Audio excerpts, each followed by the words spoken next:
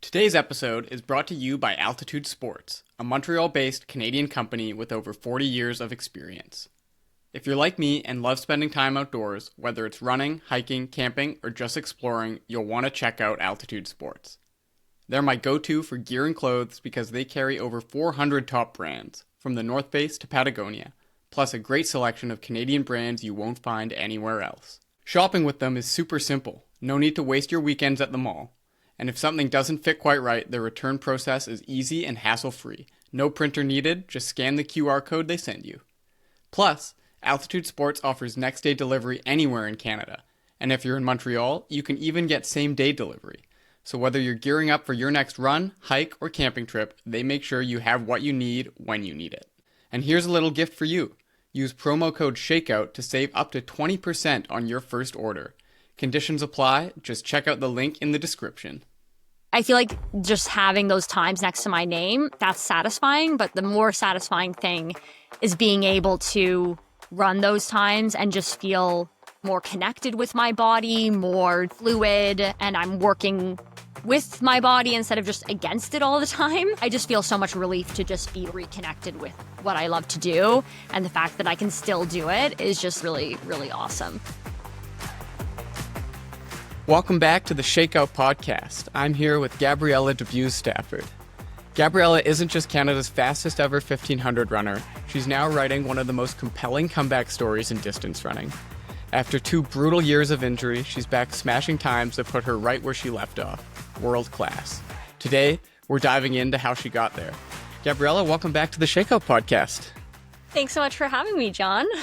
It's great to have you back on. My first time with the privilege of interviewing you, but not your first time as a guest on the show. It's been a couple years though, so I feel like we've got a lot of catching up to do. Yeah, I'm a bit worried that we're not going to get through all the points that you want to, because I'm a talker, as you know. Oh, well, I've met my match in that regard. We'll just talk really, really fast, and I'll slow it down in post-production. Yeah, perfect. Two speed.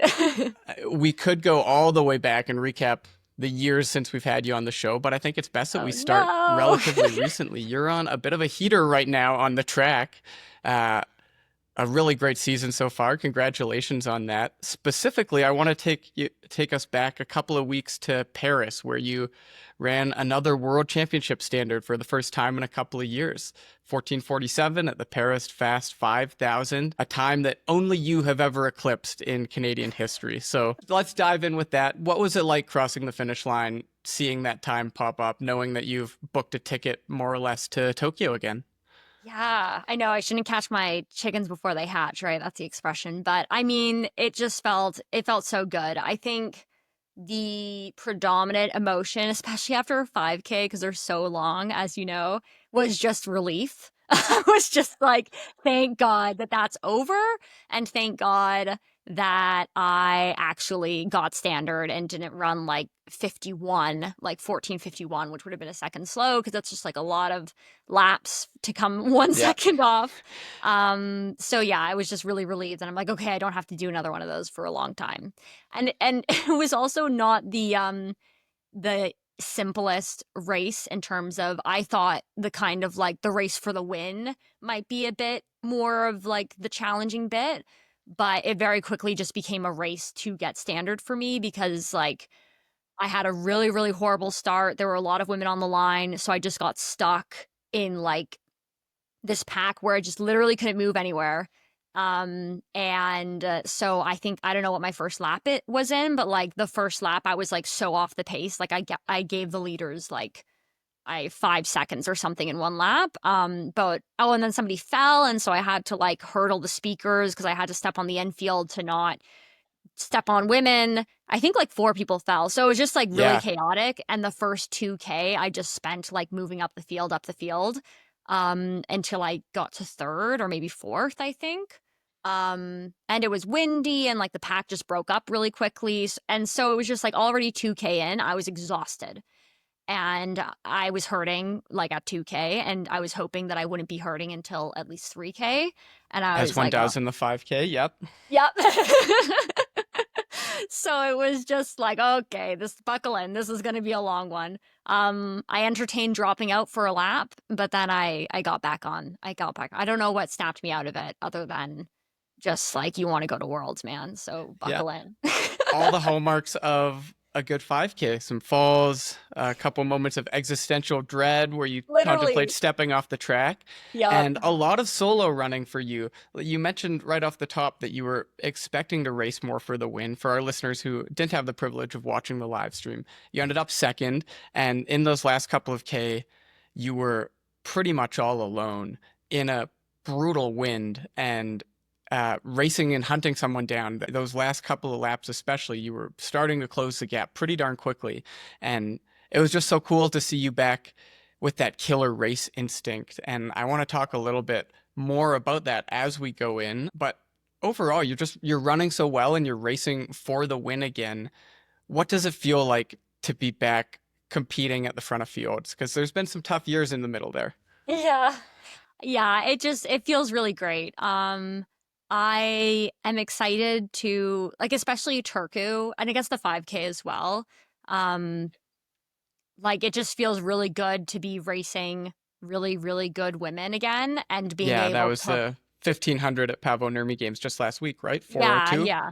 Yep, 40200. Which wouldn't matter because 401.9 still wouldn't have been standard, um but yeah, it just feels really good. I think there's like the time on the board which feels good, but I remember when I ran 403 back in 2023, it just felt awful. It felt like I was fighting my body the whole time. I just felt like I was at the limit of like my top end speed, like the whole race. It just felt horrible. And so there's kind of like the joy of being able to like hit, like, I feel like just having those times next to my name, that's satisfying. But the more satisfying thing is being able to run those times and just feel like more connected with my body, more just like fluid, and I'm working with my body instead of just against it all the time. I just feel so much relief to just be like reconnected with like what I love to do, and the fact that I can still do it is just like really, really awesome. Yeah, I don't know. I could probably keep talking about how happy I am, Oh my but gosh, the joy comes through. And as someone who's dealt with injuries myself, I know the feeling all too well when you know what you're capable of, but you're so far from it in a moment of injury or burnout, whatever it might be. yeah. And I love that you mentioned fighting your body.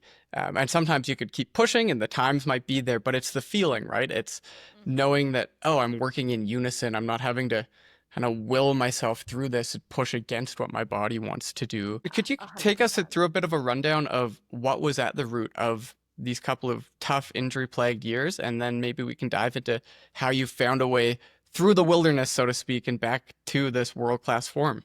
So the injury I had is called osteitis pubis, which is it's the inflammation of the pubic symphysis. So the joint that connects like your pelvis at the front is called the pubic symphysis, and when that gets inflamed, they call that osteitis pubis. But the tricky thing with osteitis pubis is that every person who has it can have a different cause. So it's not something simple like Achilles or hamstring. And not that those are necessarily simple, but like if you tear something, there's like a pretty standardized protocol that you can follow in terms of rehabbing it, in terms of recommended time off, in terms of like the loading protocol that like 90% of the time will work. Like from my understanding, I'm not a physio, like osteitis pubis is like not like that at all. And so that's what I had. I didn't I think like first started having like warning signs that I was dealing with something like this. Like actually Tokyo in 2021, I like after the flight there, I had like my first kind of flare up. I had this pain at the front of my core near the pubic symphysis, and like it took a few days to like calm it down. It wasn't crazy, but it was just weird. And then it was fine. I also had like persistent left hamstring tightness that just like never really went away. A lot of times, like if you have like higher adductor pain, so the adductor is like your groin, like your inner hamstring muscles, that can also be related to osteitis pubis. So I had this persistent tightness. So that was acting up at the Olympics, but it was fine. But then over the course of 2022, it just got worse and worse and worse. I got in more and more pain. Just this really like deep core pain, especially like when I'm going downhill or like doing really long runs. Just kind of like got used to it. Then I got a stress reaction in my sacrum on the left side as well. And that was in June of 2022. And that's when I officially got the diagnosis of osteitis pubis. And I think when I took that time off to heal the sacrum, I had lost a lot of muscle in that area, which is like pretty normal for like when you're resting an injury because your body's in pain. And so the muscles shut down to avoid being in pain. But I think what was really difficult is like, it was kind of like a vicious cycle between the sacrum. Like I needed time off to heal the sacrum, but then all these muscles just shut down. And so trying to come back from the sacrum stress reaction, I just kept getting like these setbacks of like just really intense, weird pain. I can't really describe it, just like pins and needles, like kind of like floating pain around my pelvis. It was like a really strange injury. And again, like it was just really difficult to figure out how to treat it. And so we spent most of 2023. I think finally we got like a cortisone injection from this injector who specialized in this kind of injury with like hockey players. And so he had a specific protocol to follow. And that really freaked me out. And usually in Canada, like you don't, like injections are not like first line. And it did work. And so I was able to kind of have like several months, even though it wasn't perfect and it didn't feel great. I was able to get some months of consistent training. I was able to race that summer. But then I went over to Europe and it was like a repeat of 2023, except this time my right SI blew up instead of my left sacrum. And so, sorry, the SI, the SI is the joint that attaches like your sacrum to your pelvis, I guess. Sorry, again, I'm not a physio. So basically I just had like everything around the pelvis was just like screwed up. You kind of get a physio degree just by virtue of having to go through pretty much every joint in that region before you get to the bottom of what's going on there. It was crazy. It was just like, and I thought I had broken my sacrum again, but this time on the right side. And it wasn't. It was the SI, but I just couldn't it kept getting increase in pain, and nothing was like sustainably like offloading it. And this was not something that responded well to rest either. So that made it really frustrating. But at the end of the summer, after like not being able to run, so I like went over to Europe, it got locked up, came back. So it was like literally the same experience as the previous year, which was like really hard. Yeah, tough when you can't travel as a professional athlete without feeling pain. Yeah, it was crazy. Kind of part of the job. Yeah, it was like just horrible when you like get off a transatlantic flight for like these big diamond leagues and you're just like, oh no, like it's the same thing as last year. My right SI hurts. But eventually I got my IUD removed, which is an intrauterine device. It's the type of birth control that they put up through your cervix and it hangs out in your uterus. And so it helps you, not get pregnant. I got that removed. It was kind of like a Hail Mary because we did like injections again. And that was not helping this time. And it was just a Hail Mary of just like, well, I have this like thing that's like, in my uterus. Like, I wonder if that's like causing some sort of weird things to happen. I got that removed and like instant pain relief. It was crazy. Wow. And so I don't want to like, there's lots of athletes that have IUDs and have absolutely no issues. So it's not something if like any of the listeners have an IUD, they're like, oh no, like no, you don't have to get it removed. You're not at risk necessarily. Yeah. But it's the type of thing where it's like, I wish there was more dialogue of like, if you're having these weird chronic pain symptoms, and you, especially in that area, and you do have an IUD, like it does seem to be like a potential risk. But again, lots of athletes have these and it causes lots of athletes like no problem. Some people use them to avoid like really intense period pain. So it's like everyone's different.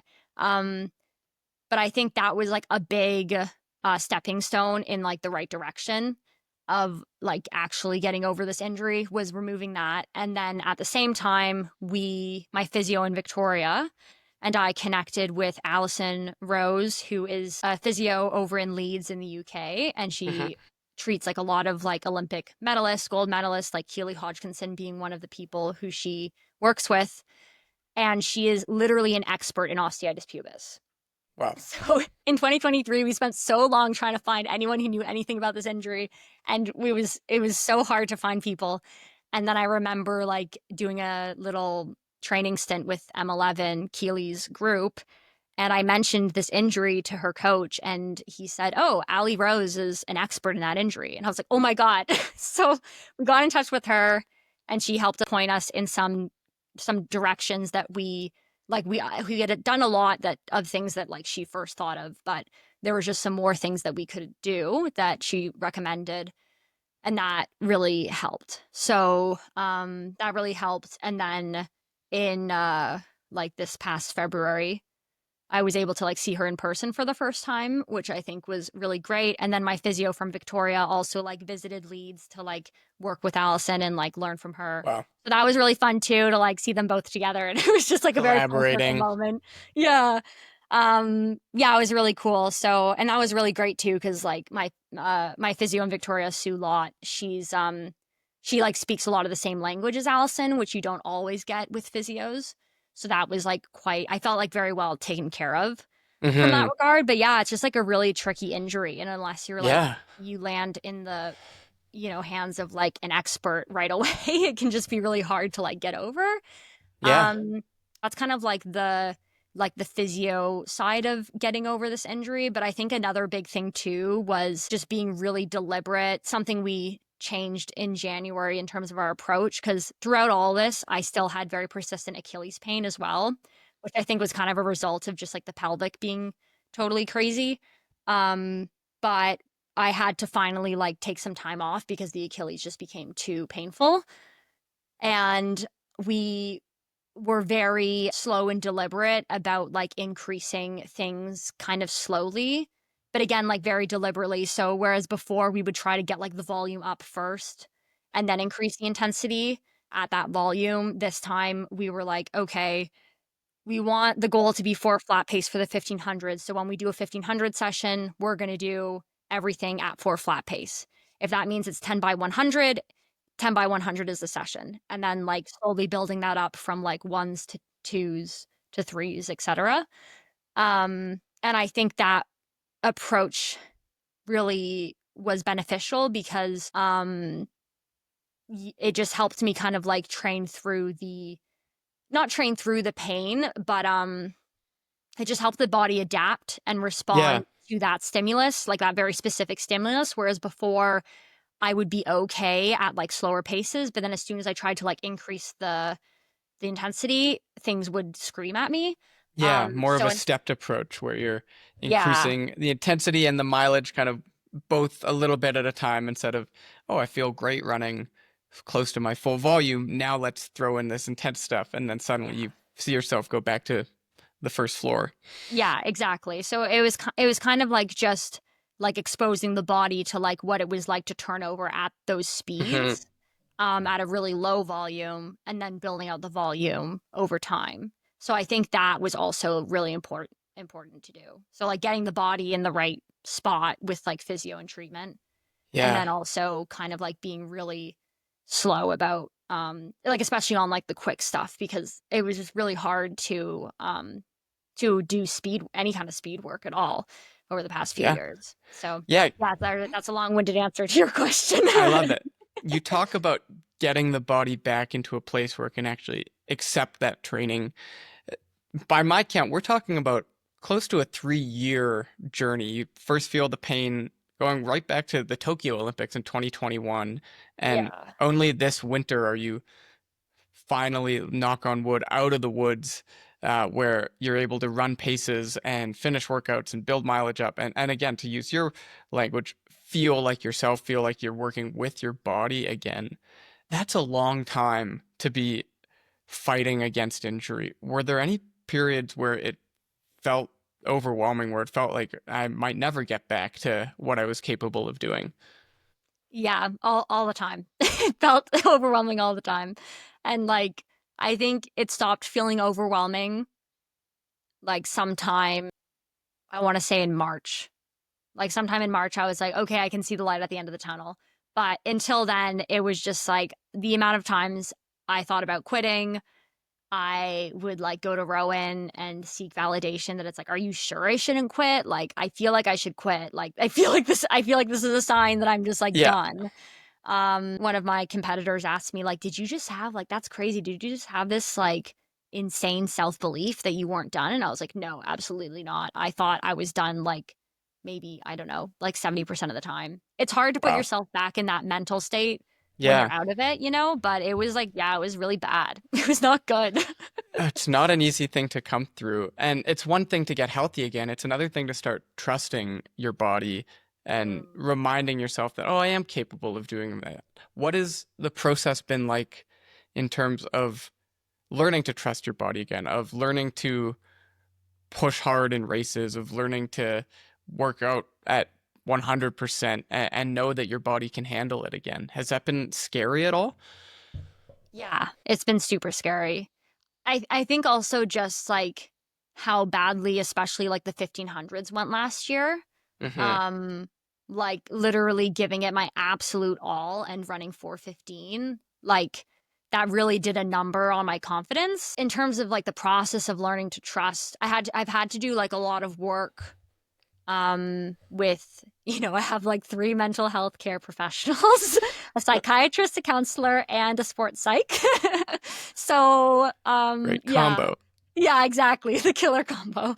And I've had to do a lot of work. I think a big thing that I had to do was just kind of like turn down a lot of the negative self-talk that Hmm. I had kind of ingrained and had been reinforced by like negative experiences over like the last few years. So from like the mental side of things, one thing I started doing like a lot more rigorously was EMDR, which Okay. Explain that to me. it's called eye movement desensitization and reprocessing.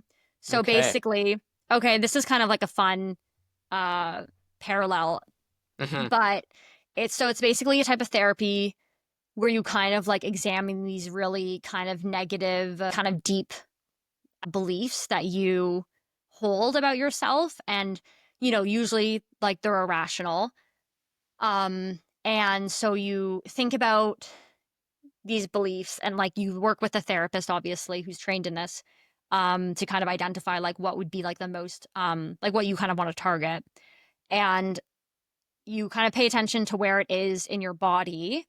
And then you basically will do like an eye tracking where you'll go like right to left, right to left. And like I think the idea, um, again, I'm not a therapist. I have an undergrad in psychology, but that's in social psychology, not like clinical. But my understanding is that basically through doing these kind of EMDR reps where you're tracking like a thing like back and forth, right and left, it's supposed to kind of like get your brain, like both sides of your brain to like talk to each other Mm. and um basically calm down like the belief. Basically over time that negative belief can get turned down through these EMDR sessions. And what's really interesting is like Allison Rose gave me an exercise that is about eye movement processing and like eye movement tracking. So I think it's like really interesting that like my therapist was like, we should really do this EMDR stuff. And Yeah. then Allison also gave me this exercise that was also about eye movement tracking. Was there a specific case or a specific negative emotion that you're willing to share that you found the EMDR really helped with? I think like the predominant belief that I was like targeting for me was just I'm not good enough, you Mm. know? And so these different kind of experiences pop up that kind of like trigger that belief and you kind of talk about that. I remember talking to Allison and my therapist about like I feel like it's funny that I'm kind of like focusing on eye movement in both of these areas. Hmm. Um but yeah, I think I think like I have noticed like a difference with the EMDR, just like those kind of negative beliefs get turned down a lot. But they're still there, but like they definitely don't feel as strong. Whereas like when we would talk about that kind of belief, like you would just feel it. Like I would just feel it like behind my nose. I would like feel it in my throat, like it would close Wow. up, and I would feel like ill, you know. Yeah. And that it doesn't feel like quite as strong when we're like targeting that same belief. So I think it's been useful. Um, Yeah. but yeah, I You think learn just to kind of work like through it a little bit. yeah. And I can't, yeah, sorry, I'm just thinking about why that belief got kind of like reinforced, but that's kind of a whole other podcast episode. But I can't, Totally. sorry, I And I don't, mean, it's easy. You've run 356 and suddenly you find yourself running 415 and feeling no better doing it than when you're running lifetime bests and literally, national yeah, records. And it feels the it's exact easy to same. feel like you're not good enough. I've been there myself too. Uh, and yet, it sounds like it coincided with some of this therapy. You find a way to start turning it around. And I want to spend some time talking about last season in particular. And if it was, Mhm. of course, an Olympic season, the Paris Olympics in 2024. And to be honest, I think most people saw those early results, those 1500s, and you were consistently running 415, which is Yeah, probably not where you ever wanted to be at no. this point in your career. And it was very easy to say, well, that sucks. It's probably not going to be Gabriela's year. And then fast forward less than 2 months, and suddenly you're right in the thick of things, hunting down a spot on the Olympic team. It ends up coming heartbreakingly short, but you Mm. turned that season around in such a remarkable way.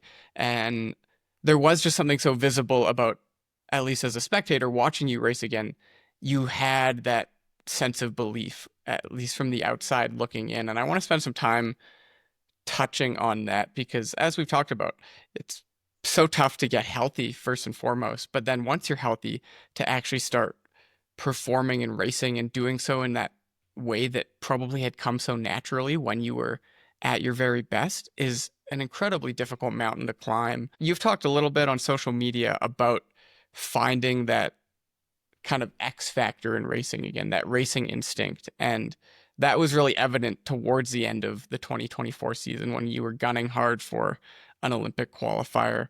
What was the process like of rediscovering that racing instinct? Was there a specific Mhm. moment when you felt it click into place? Yeah, so I think this is another one where I'm like we could have a whole podcast episode about this because it spurred on a conversation between me and Rowan about like what is the X factor, you know what I Yeah, mean? it's the Um if we could find an answer to that on this episode, I mean our numbers will go through the roof. If we could yeah, bottle that X factor up. 100%. And I do think it is something that you can like teach and that you can learn. You know, that racing instinct. I don't think I ever lost it. I just like wasn't fit enough to like Yeah. have it show through. Like when I was running these 415 1500s, um I was like going to like the depths of my soul to like try to be winning these races or like coming fourth in one of them when I ran 415, and I was really giving it everything, and I feel like the Mhm. racing instincts like were there. The fitness just like wasn't there, unfortunately. Yeah. Um and I think that kind of became clear at a certain point. I think that became clear in the 5K, especially at Harry Jerome. Which Um was your second of three 5Ks in like an 18-day span. yeah, it was exhausting. Exhausting um just thinking about. yeah, exactly. But yeah, I think the instinct was there, and I think, and it's funny because it led to an interesting discussion between me and Rowan because he's very adamant that it's like, no, your racing instinct was always there. We Mhm. just needed to get you more confident, and we needed to get you just faster and fitter. Yeah. Like there's just only so much heavy lifting like that good racing instinct can do. And it's kind of interesting because sometimes you'll see like really good women who are used to being really fit will do races like fresh out of injury or whatever, and they kind of race and you're like, whoa, like why are you not racing well? And it's just Mhm. because it's like because they suddenly have to navigate the field as like a 403 runner and not like a 350 point runner. And it's Yeah. just like it comes like when you have the fitness you can just do so much more in a race, right? So Totally. Yeah, I think like Rowan felt very confident that like I always had that racing instinct still. But for me, it just like when you have these like bad races, it can just really feel like you've just like lost it, you know? When you're in it, it's just hard to know like what's going on. Pivoting a little bit, and I'm going to run down again for our listeners who maybe time has dulled the recollection. 3 5Ks in 18 days, and you were the first person outside of the Olympic qualifying. 42, I think, is how many they take in the women's 5,000. And there was just this incredible momentum of, oh, she's pushing hard for it. And I think in any other season, it would be this incredible triumph to just be back to running consistently well and to winning races. Mm. And I'm sure that there's some silver lining that you were able to get, but I also know that it's got to be agonizing to come that close and fall just that little bit short. And what was it like coming out of that season where you're healthy again, you know that you have it in you, but you still have to deal with the same emotions that anybody who's narrowly missed out on a team has to deal with? Did that take time to recover from, or did you feel like it gave you the kind of the motivation to push even harder into this next chapter of your career ahead? What was it like coming out of that season with just so many highs and lows packed into such a dense amount of time? Yeah. I think the Harry Jerome race was definitely the highlight of that year because it just reinforced that like I still had that like drive, I still had that determination, that like that X factor or Yeah. whatnot of wanting, because I think a big question that I had is like, do I even want this anymore?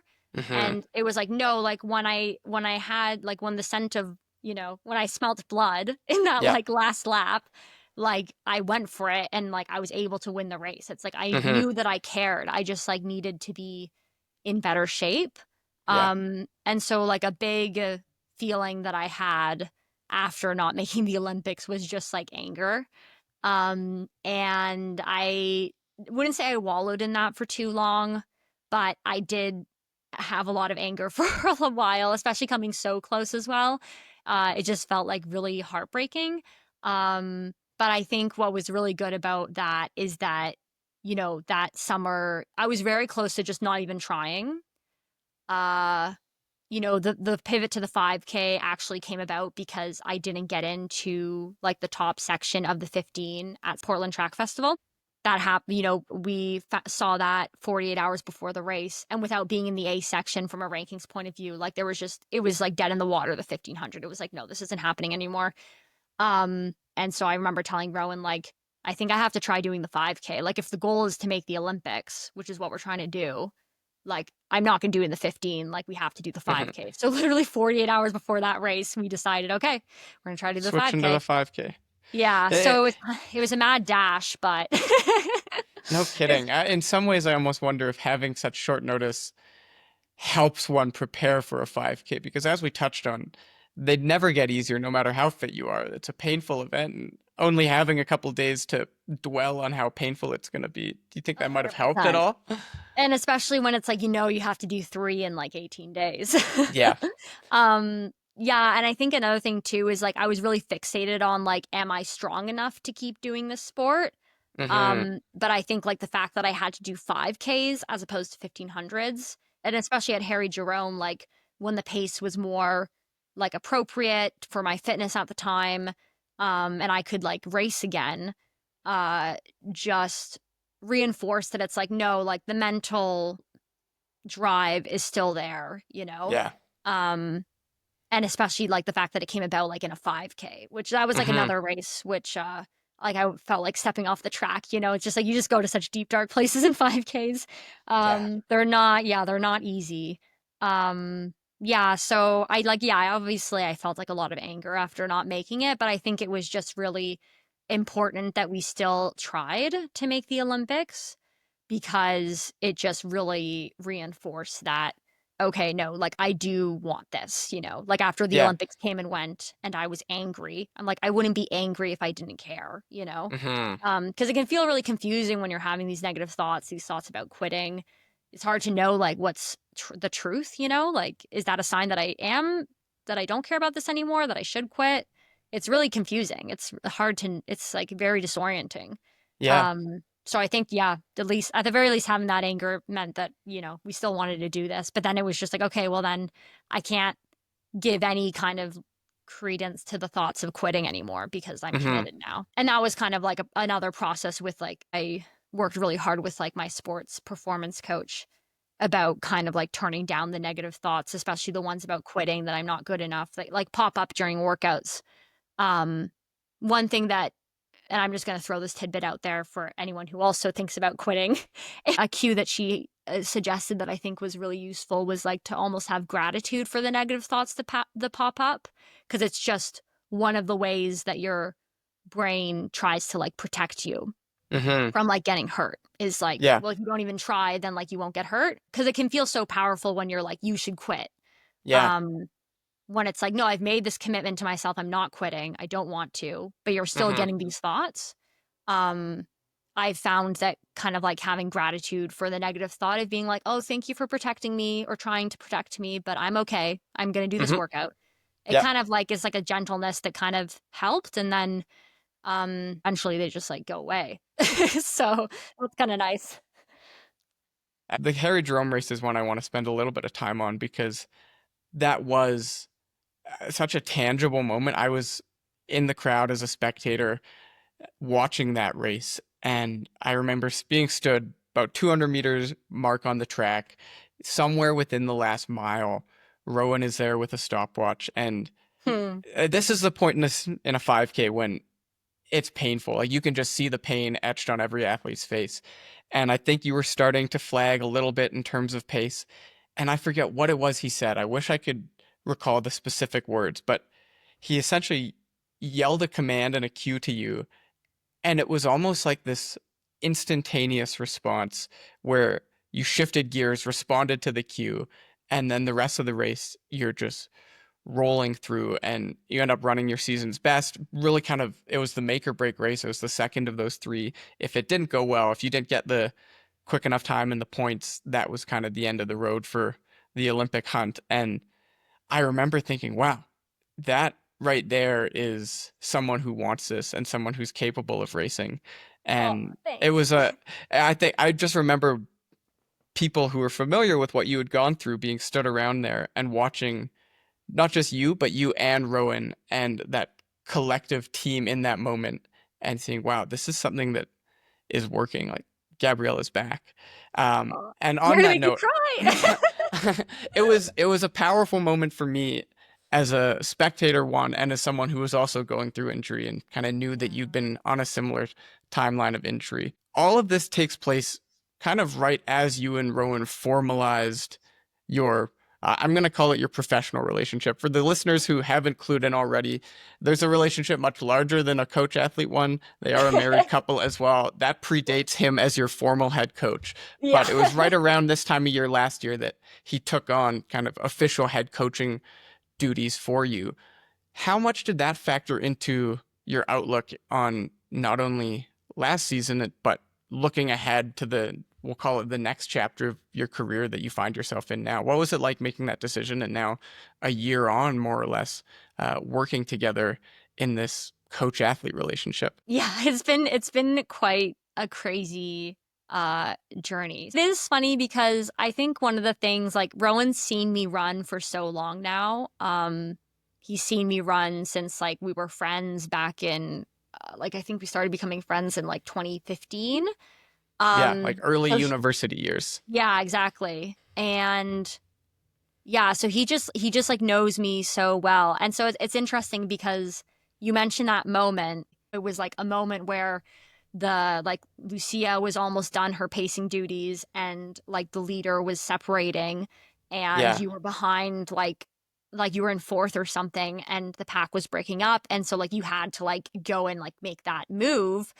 And he said that it was interesting because as I was yelling at you to like cover the move and to like move up in the field, uh you did that almost like as I said so. And so it was really and so and he said like, yes, okay, she was already like looking at that. So it's just really interesting because that's happened a couple of times where like he's just so clued into like my body language in Mm-hmm. races or in workouts, in a way that like other coaches I've worked with just haven't been.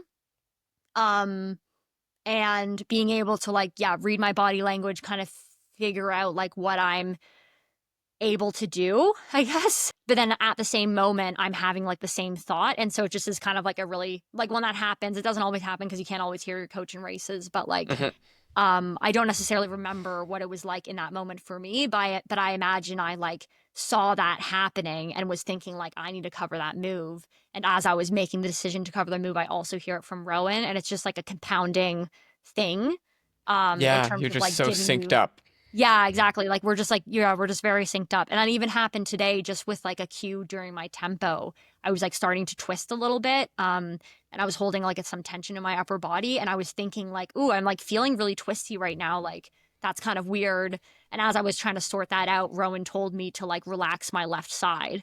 And then I Mm-hmm. like did that immediately. So yeah, it's like, it's a very unique, obviously a very unique situation. And Yeah. I just feel really grateful that it's gone very smoothly. Feel like, you know, it is a lot of pressure. It's very vulnerable because it's not just a coach athlete relationship. It's like Yeah.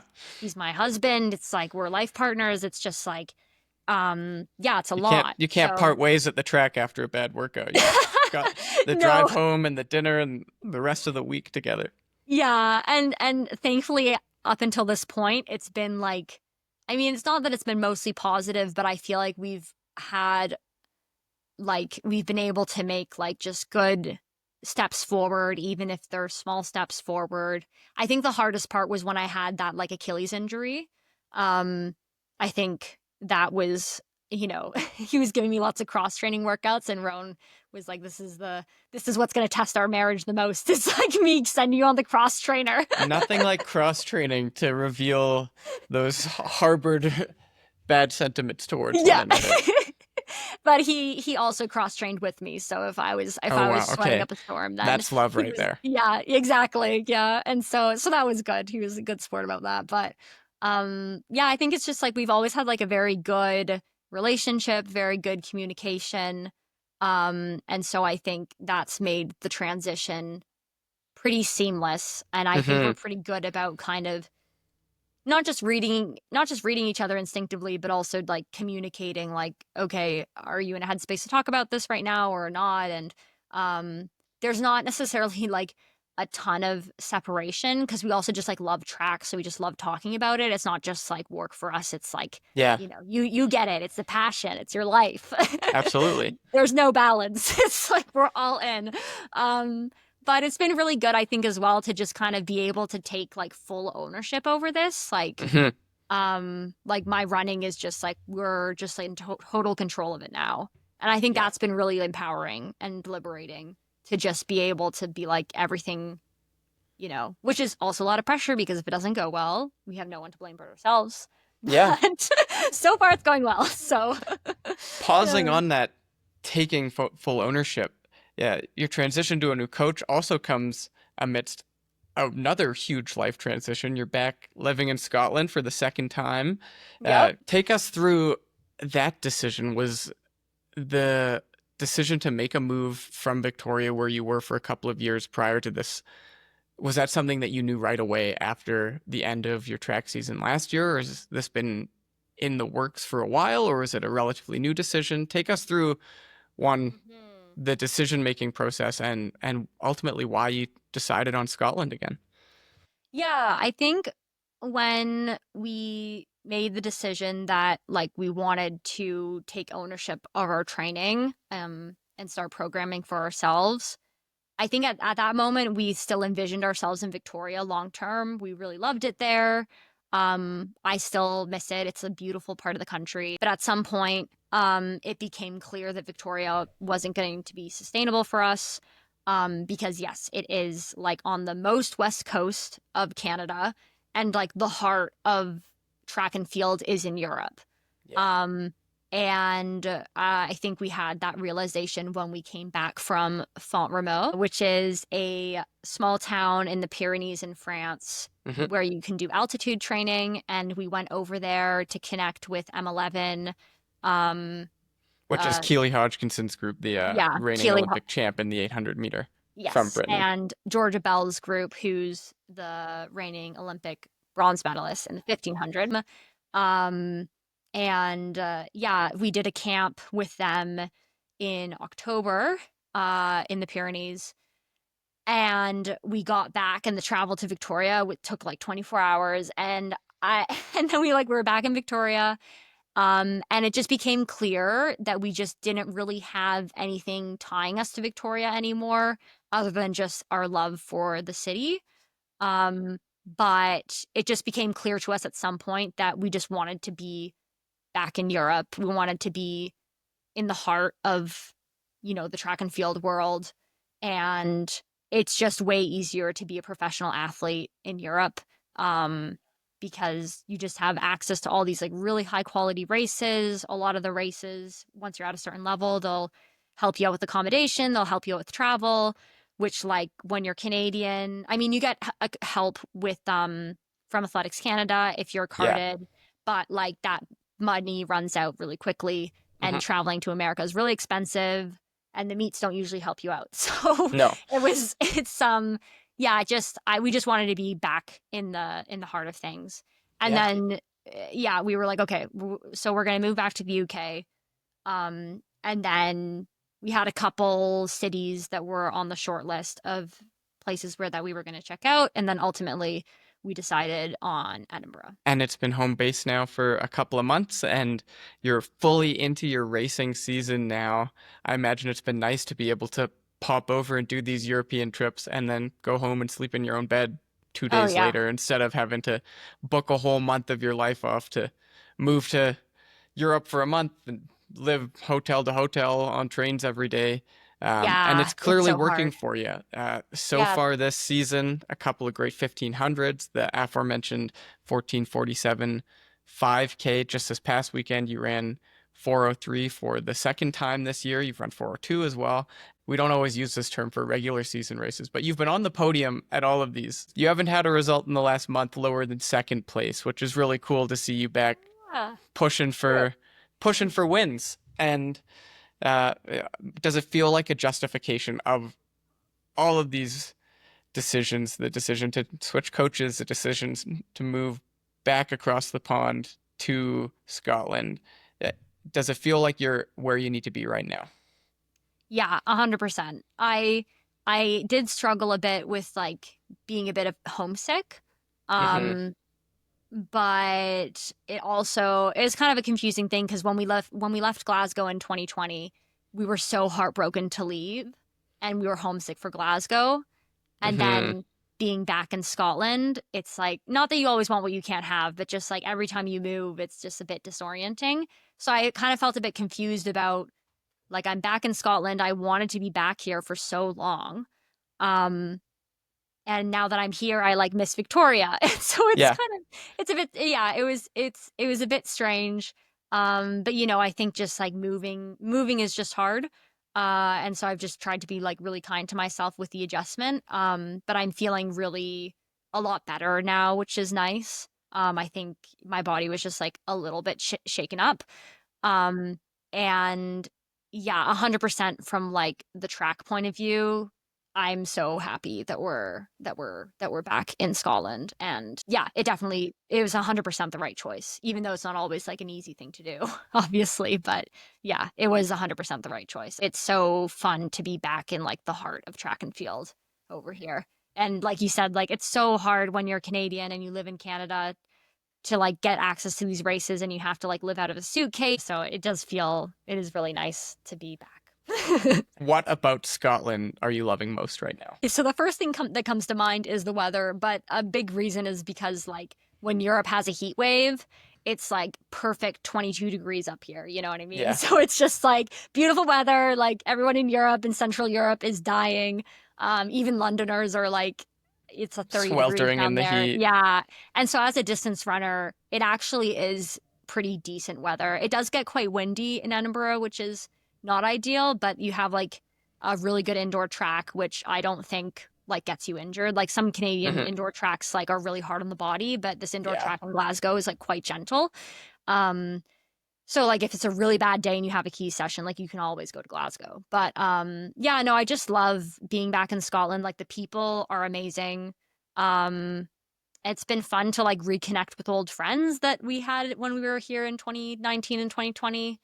Um yeah, so in a lot of ways it kind of feels a bit like a homecoming. And what do the next couple of months look like for you? You now have one A standard out of the way for the World Championships back at the Tokyo Olympic Stadium, which was the site of one of your very best races, in my books at least, probably one of the defining races of your career thus far when you were fifth in the Olympic final in 2021. What's the next couple of months between now and those Tokyo World Championships looking like for you? Yes. I have one more race until nationals, and then nationals I will probably do the 1500. I might double, but like my intention is to double at Worlds in the 5K Okay, and the 1500. Yeah, that's the intention. fantastic. Yeah. So yeah, I'm focusing on the 1500 now. Gonna have a bit of a training block other than the one race before nationals. So hopefully I get standard and if not, my fifth race for the rankings will be nationals, but I'm feeling good about that decision. I just need to Yeah, get back into a training routine. And then after nationals, we will hopefully secure my spot on the team in both events. Nationals will also be an exciting race because it'll be the first time in a long time that we've had 4 1500-meter women who are gunning. I mean, I think it's kind of sick of me to say that that's exciting, but I think it's yeah, exciting.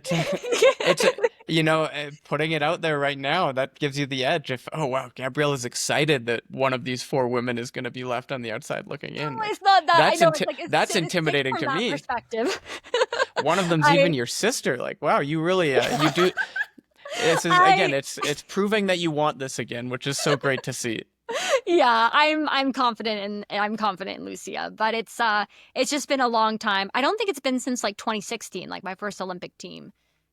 I think it's just like exciting when there's like 4 women in an event who are all like good enough to go to Worlds, because it just kind of like is a good sign that like that event is healthy in the Yeah, Canadian landscape. So, and it's just been like a long time since that's happened.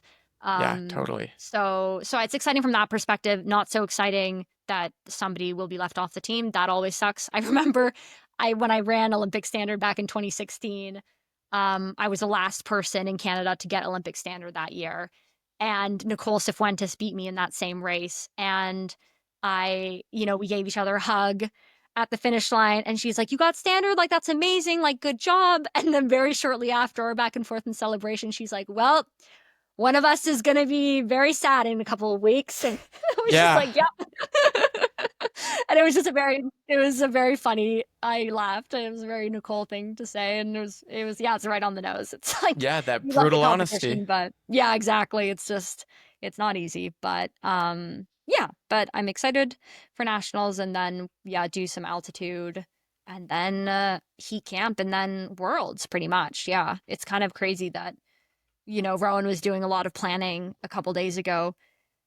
And he was like, "Well, yeah, that's all she wrote. That's the whole rest of the year Yeah, planned out." suddenly you're halfway through your season. You've got another tune-up race, national championship as the qualifier, and then next thing you know, you're on the start line at a world championship again. Is there anything special, maybe this is overly sentimental of me, Oh, about yeah. seeing it come full circle back to that Tokyo Olympic Stadium where you have already proven to yourself and to the world that you can compete Ooh. against the very best of the best?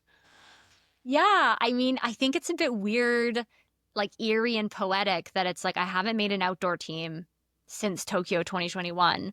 Yeah. And, touch wood, I'm on good track to make a world championships back in that stadium. It just Hmm. feels like a weird kind of time warp where it's like the last couple years in the middle like just didn't happen. It's like we just get a Yeah. redo of like the Olympics 4 years ago now. Yeah.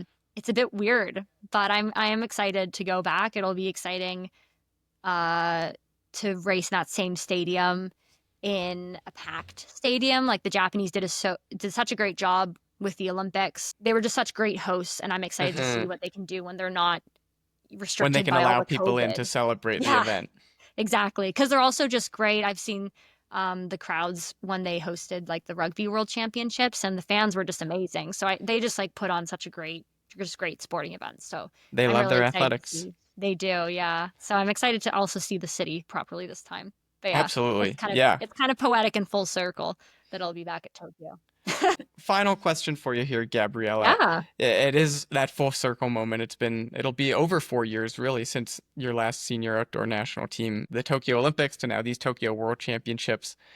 What do you think is the biggest takeaway from this 4 year span where you have really felt the highest of highs and I can only imagine the lowest of lows? Yeah. How is Gabriela 2025 different than Gabriela 2021?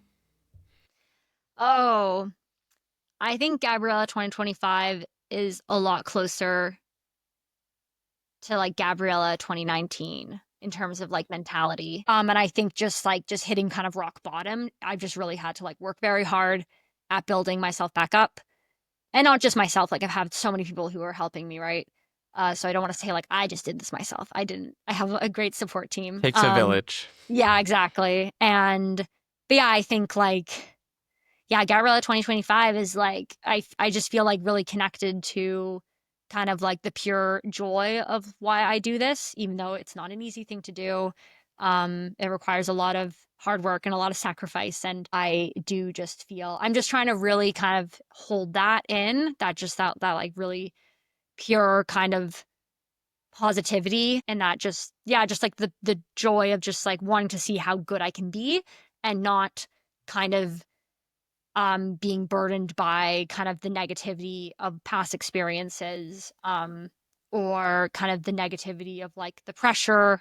You know, I'm going to see how good I can be by trying to beat as many people as possible, but I don't also want to get greedy and start to expect myself to like beat as many people as possible, if that makes sense. So yeah, just trying to like reconnect with like, yeah, why I chose to do this in the first place. And I think Rowan agrees with that he's like, I haven't seen you like this, and yeah, like since kind of like 2019. So Wow. I'm excited to, yeah, I don't know. It's quite full circle. So yeah. I Yeah. don't know. You're excited, and we as Canadian fans of track and field are also equally as excited to see you back taking on the very best in the world. Gabriela, thanks so much for taking the time out of your training today to be with us, and best of luck as you prepare for the Canadian National Championships in Ottawa later this month. And we will be following along very closely as you make your trip back towards the Tokyo World Championships in September. Thanks so much, Sean. Thanks for having me and for listening to my ramblings. I appreciate it. It's been such a pleasure. Take care. Thanks. Yeah, thank you. You too.